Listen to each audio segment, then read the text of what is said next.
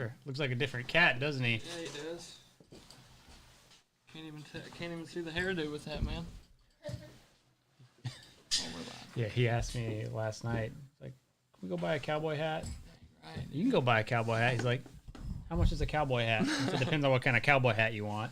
Yeah. He ended up borrowing one. Yeah, it's fine. Me, so it worked out. Looks good, though. Yeah, it does. Thank you. You look official now. Yeah, he looks like he should be handing people gold buckles. Yeah. Bureaucrat. Do you want me to hand you the gold buckle? Yeah, sure, man. You gonna let him touch that sucker? Here's a gold buckle. Thank you, sir. Appreciate it. Yeah, now he's got to send it off, and he's not going to see it for like 90 days. Yeah, it'll be a while. You know how that goes. Yeah, oh yeah. I mean, dude, you got your average buckle. Yeah, man, it's a sweet consolation prize. I mean, I say that, but you know, the end goal was a gold buckle, but sure gave him hell. So can't be too upset about that. I mean, you were the most consistent guy out there. I mean, you put on quite the clinic, I think, for consistency. Did he set the record for? Actually, quickest average? I've got the record for the quickest average in 2013. I was 80.1, and then I think I was 83 here. Really? Good. Yeah. Yeah, and so the longest I went this week was 10.2, and I was still 3 seconds off my old record. So it was a great 10 days, man. If you would have told me, hey, you're gonna win the average, you're gonna win. I don't even know how much money I won, 100 and something thousand. A lot. Yeah, I mean, a lot. I just said I'll take it. Yeah. He had such a commanding lead, man. Such a commanding lead. The outside world didn't even think there was no way that somebody else could win it. So with me and Marty making it a race, I don't know if you saw how close. $230 is what I heard. I think it was. Was it even less than that? I think it was less. It was like $130. Yeah, I knew that the way it was set up, if I won fourth or better in the round, and they didn't, but all it come down to, I think, which they said, you know, if I was 7-9 instead of 8 flat, they said I'd have won the world. So that's 2 years in a row, me being a tenth of a second behind winning a world title. So that's a little hard to swallow. But what did you say your average record was? 80.1. All right, you got an 83.1 this 83.1. So yeah, I was still 3 seconds off my average record. Yeah. But it's a little different setup. Lifetime. Yeah, it's a little different setup. A foot longer barrier. So I mean, kind of makes sense. Yeah, from that standpoint. It's supposed to. Yeah, for sure. Yeah, I mean, it is unbelievable that. I mean, he had about the worst luck a guy could have at a finals. Yeah, I've never seen anything like that. I mean, he got monumental. I mean, that was.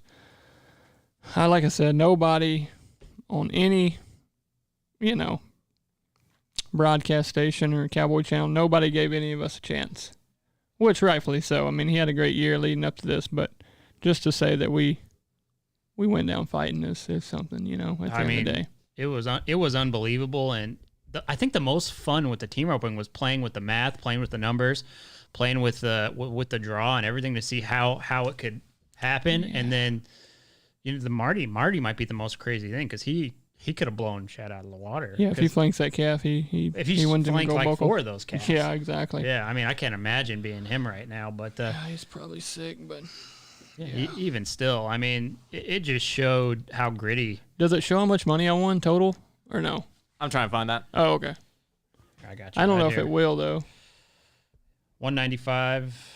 That was probably for the year, though. Yeah. So I don't know how much you won for the. So I only had Ty'll find it. Yeah, I only had 52,000 coming into here. Basically. So.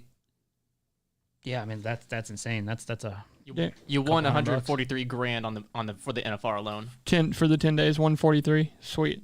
That doesn't suck at all. No, that'll work for sure. Yeah, that'll carry you through until they start getting rodeos back because you're probably going to be home for a while. Yeah, dude, we'll be cooking crawfish before you know it. Yeah, that's a good point.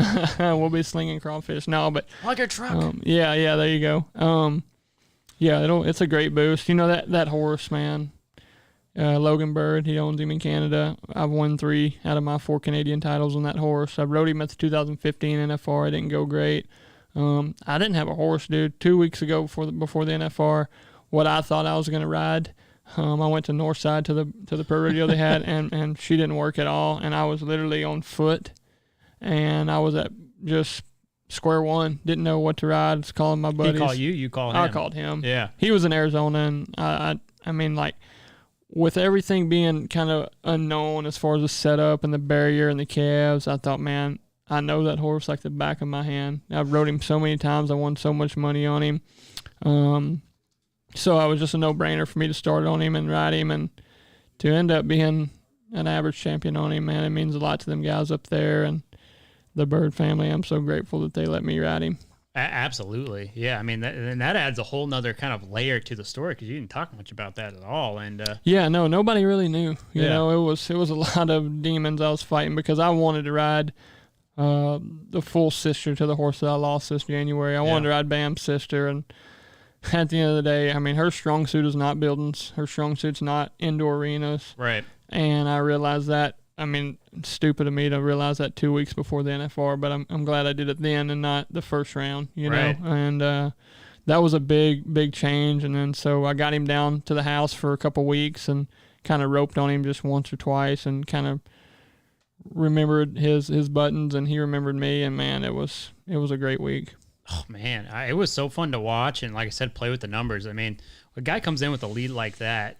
Yeah, you're not supposed to have a chance coming. You're not supposed 10th. to, and for you to do what you did, and then you know, pretty picture perfect. I mean, no, I appreciate it. No, it really. At the end of the day, you know, right now, I'm upset that I didn't want to go Buffalo because at the end of the day, that's what we all dream for, and it's so cliche that one's not enough, but man, it's so true. And anyways, at the end of the day, when I go back and watch these runs of the house when we DVR'd it, you know, I'll probably go back and go, man, I don't know what more I could have done. You know, as far as the overall picture, I felt like I roped as good as I could, and a couple of times probably could have took a few more chances, maybe wrap my hooies, but who knows? Calves getting up, then you're out of the average, and you're back to square one. You know. Well, I mean, absolutely. It's and if there's factors, right? Like that you never even know. I mean, the difference between 7-9 and 8-0 is a guy with a flag. Yeah, in exactly. reality, especially with that run you put on. Yeah, who knows, man. There's that element of it that's out of your control. Yeah, for what was in your control, perfect. No, yeah, you know, and that at the end of the day, when we come up here and I was nervous about the draw, and I'm like, you know what, I can't control the draw. If they draw me a calf, then that I think I can show out on, I'm going to take advantage of it. And you know, you can't control most of the things in this sport, and the ones that you can control, that's why you've got to really be on top of your game, and the ones that you can control, you take care of that. Yeah. Well, I mean, the things you can control, you showed. I mean, winning an average, roping the neck, and keeping them tied down. I mean, that's what a guy can control and not breaking the barrier, obviously. But so for that, I mean, so well deserved. Super stoked. If I was going to pick somebody, I'd want you to do it. So I I'm super appreciate happy it, you're sitting Chance. here with me, and yeah, look forward to getting some of that crawfish too. Yeah, man. We need to link up during crawfish season. We'll swing by the studio and drop y'all off a couple pounds. See if y'all like it. That'd be good. Okay, man. All right. Thank y'all. Yep, absolutely. Thanks brother. Buddy. Yes, sir. Fathers set out to ensure that you were able to arm yourself if you needed to against tyrannical government. The Second Amendment is extremely important. Bailey's House of Guns might be the finest firearm supplier in all of Texas.